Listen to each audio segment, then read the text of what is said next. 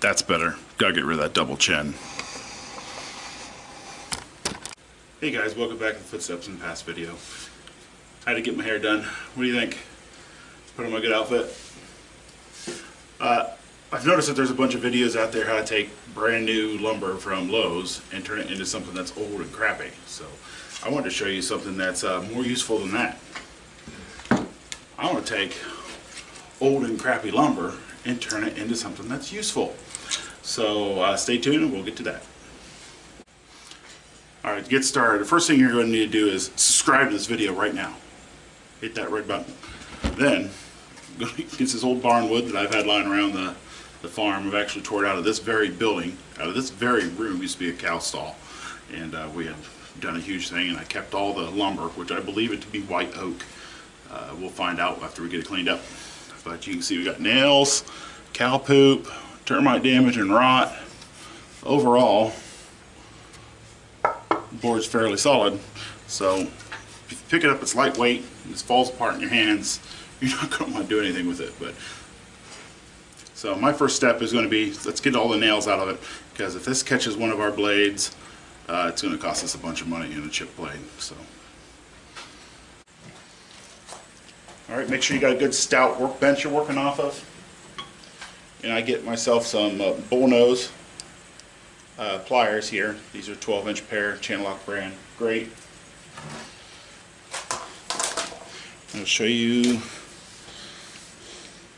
You're going to want to cut not flush against the board here, but we could pound on this with a hammer until it's through the other side, but then we got to pull all this through. So if you get these big nippers, you should come in here and leave about a 1/2 inch of meat on it, and then just squeeze, and you cut this nail.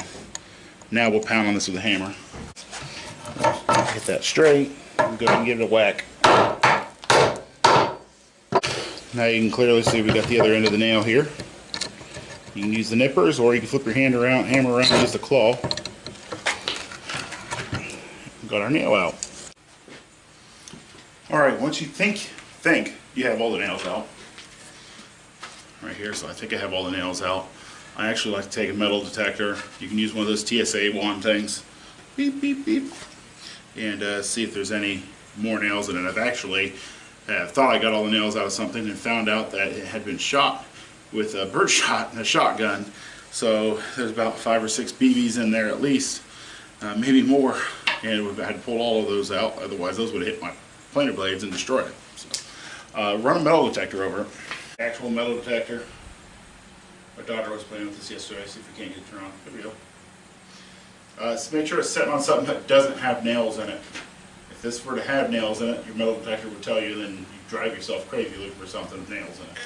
Like a subfloor. Might be something right there.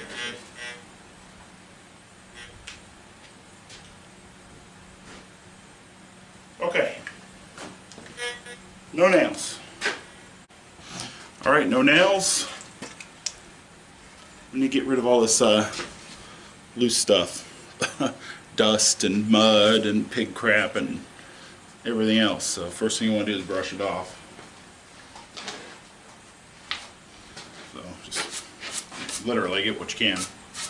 Okay. Now we got this rough, nasty end on this side. You might like this stuff. I don't. Alright, now we got to take this broken edge off the side here. This is just where a board snapped in half. This isn't live edge or anything like that. So I'm going to actually put this in my fence, as long as it's not twisted or crooked or bowed. But you can actually look down this one. It's not that bad. So I'm not going to run it through the joiner yet. But you can see this edge here. You can see this edge here. We're just going to cut this little edge off, because really this isn't usable for us.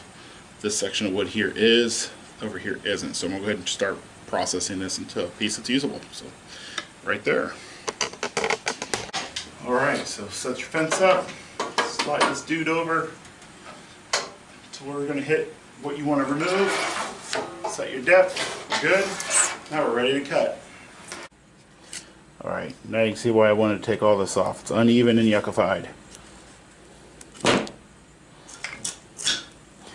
There's this end, straight, straight. Working with old yucky wood, you're going to sand this manure off now. Oh, that's all the sander.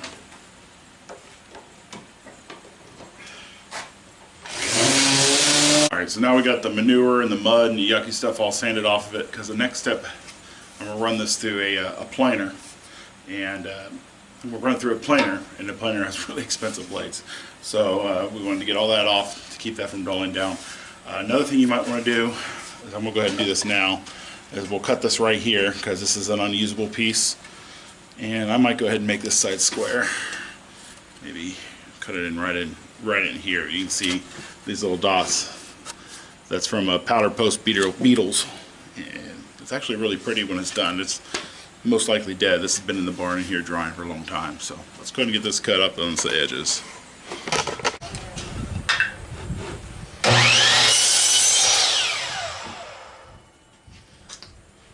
See, we're still into yucky wood.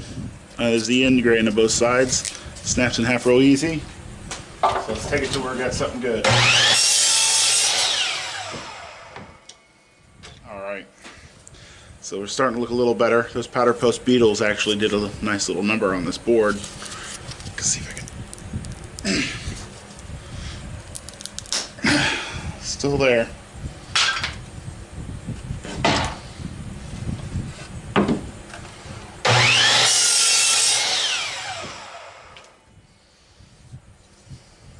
Here we go. So it's looking a little better. Remember, it's looking a little better. Remember, this is 200-year lumber.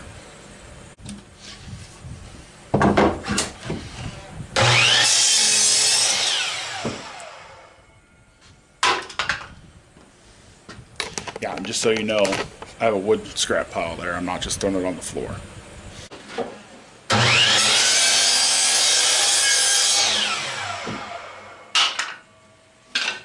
Wood's all on the way. Alright. Alright, on the next step, we're actually going to run this through a thickness planer. This is the magic machine. So we get a before. I'll run this side first. Here's our before, and I'll show you my after here. It's very important, don't put your fingers in the machine, because you'll cut your fingers off. And if you cut your fingers off, I'm not liable, because you're stupid. So keep your fingers out of the machine.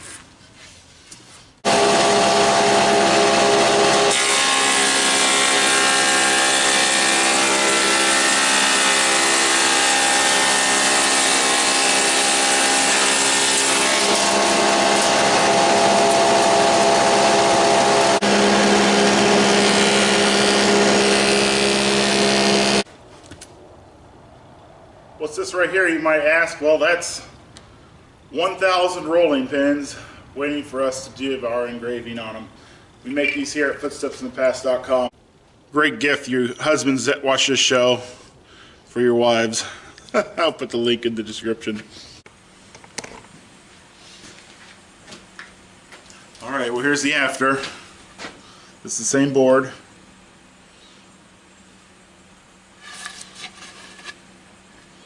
It's kind of like a worm-eaten oak. Pretty sure it's a white oak.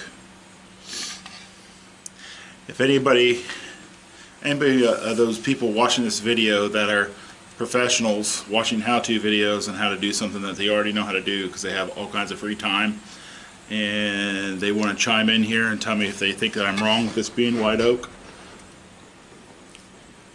It's quarter sawn, so you can kind of see here.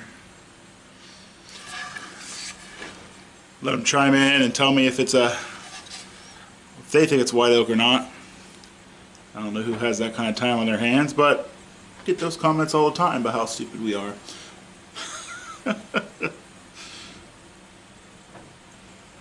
So chime in here and let me know how stupid I am for saying that this piece of not white oak is white oak.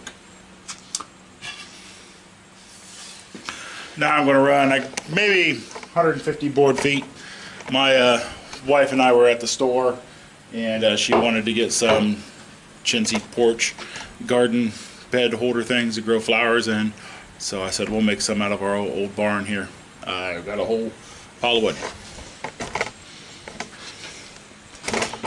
Right here, I've had thousands and thousands of these thousands and thousands of board feet of this stuff. Might make some good picture frames for one of our signs here at footstepsinthepast.com too. I might do that. I don't know. Alright, well, thanks for watching.